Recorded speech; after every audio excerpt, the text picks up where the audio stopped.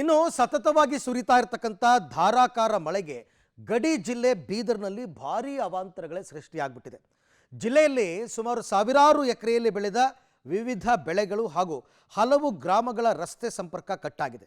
ಬೀದರ್ ತಾಲೂಕಿನ ಬುಧೇರಾ ಗ್ರಾಮದ ಸುತ್ತಮುತ್ತ ಸಾವಿರಾರು ಎಕರೆಯಲ್ಲಿ ಬೆಳೆದಿದ್ದ ಸೋಯಾ, ಕಬ್ಬು, ಉದ್ದು ಹಾಗೂ ತೊಗರಿ ಸೇರಿದಂತೆ ವಿವಿಧ ಬೆಳೆಗಳು ಸಂಪೂರ್ಣವಾಗಿ ನೀರು ಪಾಲಾಗಿದೆ. ಟಿ ಮಿರ್ಜಾಪುರ ಟು ಬುಧೇರಾ ಗ್ರಾಮ ಸೇರಿದಂತೆ ಕಾಜಾನಗರ, ಚಟ್ನಳ್ಳಿ, ಸಾತೋಳಿ, ಭರಿದಾಬಾದಿ, ಕಾಡವಾದಿ ಹಳ್ಳಿಗಳ ರಸ್ತೆ ಸಂಪರ್ಕ ಸಂಪೂರ್ಣವಾಗಿ ಕಟ್ಟಾಗಿದೆ. ಪ್ರತಿ ಬಾರಿ ಮಳೆ ಬಂದಾಗ ಇದೇ ಪರಿಸ್ಥಿತಿ ನಿರ್ಮಾಣ ಆಗುತ್ತೆ. ಈ ಬಗ್ಗೆ ಸಂಬಂಧಪಟ್ಟ ಅಧಿಕಾರಿಗಳಿಗೆ ಎಷ್ಟೇ ಮಾಹಿತಿ ನೀಡಿದರೂ ಸ್ಪಂದಿಸ್ತಾ ಇಲ್ಲ ಅಂತ ಜನರು ಹಿಡಿ ಶಾಪವನ್ನು ಹಾಕಿದ್ದಾರೆ. ಗಡಿ ಜಿಲ್ಲೆ ಬೀದರಲ್ಲಿ ಸತತವಾಗಿ ಧಾರಾಕಾರ ಮಳೆ ಆಗ್ತಿರುವಂಥದ್ದು, ಹೀಗಾಗಿ ಒಂದು ರೀತಿಯ ಅವಾಂತರಗಳು ಸೃಷ್ಟಿಯಾಗಿರುವಂಥದ್ದು. ಬೀದರ್ ತಾಲೂಕಿನ ಏನೊಂದು ಬುಧೇರಾ ಗ್ರಾಮದ ಸುತ್ತಮುತ್ತ ಒಂದು ರೀತಿಯ ಫುಲ್ ಒಂದು ಎಲ್ಲ ಬೆಳೆಗಳು ಜಲವತ ಆಗಿರುವಂಥದ್ದು, ಒಂದು ರೀತಿಯ ಸೇತುವೆ ಕಟ್ ಆಗಿರುವಂಥದ್ದು, ಅಂದರೆ ಸೇತುವೆ ಸಂಪರ್ಕ ಕಟ್ ಆಗಿರುವಂಥದ್ದು ನೋಡ್ಬೋದು. ಈಗ ನಾವು ಆ ಒಂದು ಬುಧೇರಾ ಗ್ರಾಮದಲ್ಲಿ ಯಾವ ರೀತಿ ಪರಿಸ್ಥಿತಿ ಇದೆ, ಇದು ಏನೊಂದು ಬುಧೇರಾಗೆ ಹೋಗುವಂಥ ರೋಡು, ಬುಧೇರಾ ಸಂಪರ್ಕ ಸಂಪೂರ್ಣವಾಗಿ ಕಡಿತಾ ಆಗಿರುವಂಥದ್ದು ನೋಡ್ಬೋದು. ಯಾವ ರೀತಿ ಒಂದು ಸೇತುವೆ ಮೇಲೆ, ಒಂದು ರೋಡ್ ಮೇಲೆ ಯಾವ ರೀತಿ ನೀರು ಹರಿತಾ ಇದೆ ಅನ್ನುವಂಥದ್ದು, 2 ರಿಂದ 3 ಅಡಿ ನೀರು ಹರಿತಿರುವಂಥದ್ದು. ಆ ಕಡೆ ಕೂಡ ನೋಡ್ಬೋದು, ಅಲ್ಲಿನ ಗ್ರಾಮಸ್ಥರು ಬಂದು ನಿಂತ್ಕೊಂಡು ವಾಪಸ್ ಹೋಗ್ತಾ ಇರುವಂಥದ್ದು, ಈ ಕಡೆ ಕೂಡ ವಾಪಸ್ ಹೋಗ್ತಾ ಇರುವಂಥದ್ದು. ಈ ನೋಡ್ಬೋದು ಯಾವ ರೀತಿ ಪರಿಸ್ಥಿತಿ ಇದೆ ಈ ಒಂದು ಸುತ್ತಮುತ್ತ ಅನ್ನುವಂಥದ್ದು. ಈ ಕಡೆ ಕೂಡ ನೋಡ್ಬೋದು, ಇದು ಸಂಪೂರ್ಣವಾಗಿ ಬೆಳೆಗಳು ಹಾನಿಯಾಗಿರುವುದು.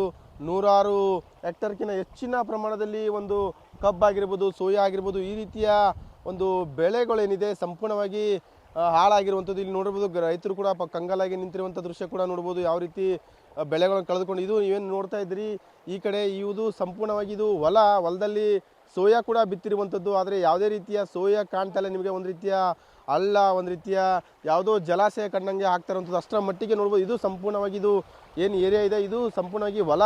ಆದರೆ ಹೊಲ ಯಾವ ರೀತಿ ಒಂದು ಹಳ್ಳದ ರೀತಿಯಲ್ಲಿ ಭಾಸವಾಗ್ತಿದೆ, ಹಳ್ಳದ ರೀತಿ ಕೆರೆ ರೀತಿಯಲ್ಲಿ ಕಾಣ್ತಾ ಇರುವಂಥದ್ದು ನೋಡ್ಬೋದು. ಯಾವ ರೀತಿ ದೃಶ್ಯ ಇದು ಸೋಯಾ ಬಿತ್ತಿದಂಥ ಹೊಲ, ಆ ಹೊಲದಲ್ಲೇ ಈ ರೀತಿ ಆಗಿರುವಂಥ ದೃಶ್ಯಗಳು ಕೂಡ ನೋಡ್ತಾ ಇರ್ಬೋದು. ಇದು ಸೋಯಾ ಬಿತ್ತಿರುವಂಥದ್ದು. ಈ ಕಡೆ ಕೂಡ ನೋಡ್ಬೋದು, ಇದು ಮುಂದಿನ ಪ್ರದೇಶದಲ್ಲಿ ಕೂಡ ನೋಡ್ಬೋದು ಕಬ್ಬು ಯಾವ ರೀತಿ ನೀರಿನಲ್ಲಿ ಮುಳುಗಿ ಹೋಗಿರುವಂಥದ್ದು. ಈ ಕಡೆ ಸೋಯಾ ಏನಿದೆ ಸಂಪೂರ್ಣವಾಗಿ ಮುಳುಗಿ ಹೋಗಿರುವಂಥದ್ದು. ಮುಂದೆ ಏನು ಕಾಣ್ತಾ ಇದ್ದೀವಿ ಹೊಲ, ಆದರೆ ಹೊಲದಲ್ಲಿ ಸಂಪೂರ್ಣವಾಗಿ ಒಂದು ರೀತಿಯ ಹೊಲ ಕೆರೆ ಅಂತ ಆಗಿರುವಂಥದ್ದು, ಒಂದು ರೀತಿಯ ಹಳ್ಳದ ರೀತಿಯಲ್ಲಿ ಭಾಸ ಆಗ್ತಿರುವಂಥದ್ದು ಸಂಪೂರ್ಣವಾಗಿ ನೋಡ್ಬೋದು. ಯಾವ ರೀತಿ ದೃಶ್ಯ ಇದೆ ಅನ್ನುವಂಥದ್ದು.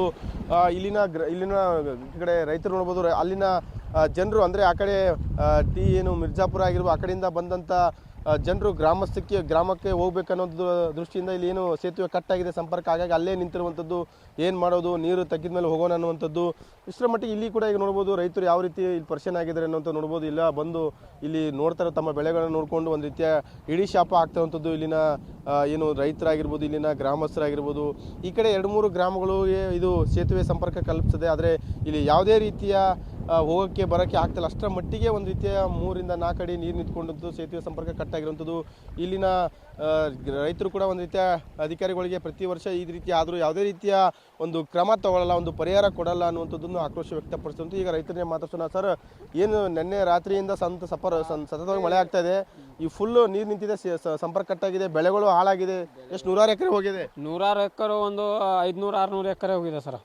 500-600 ಎಕರೆ ಹೋಗ್ತಾನೆ ಇದೆ. ಸೋಯಾ, ತೊಗರಿ, ಕಬ್ಬು, ಹೆಸರು, ಉದ್ದು ಎಲ್ಲ ಹೋಗ್ತಾ ಇದೆ ಸರ್. ಧಾರಾಕಾರ ಮಳೆಯಿಂದ ಬರ್ತಾ ಇದೆ. ನಾವು ಸೋಯಾ ಇದು ನಮ್ದೇ ಹೊಲ.